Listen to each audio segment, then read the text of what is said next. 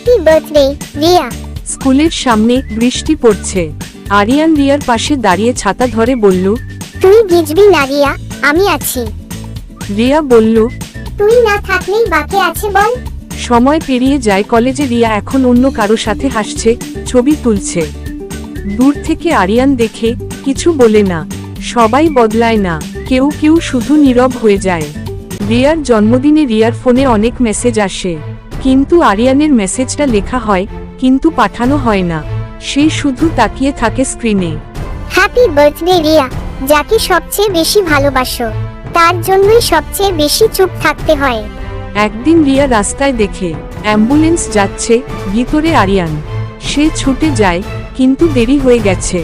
সে চলে গেছে, রেখে গেছে শুধু একটা না পাঠানো মেসেজ। Happy birthday Riya.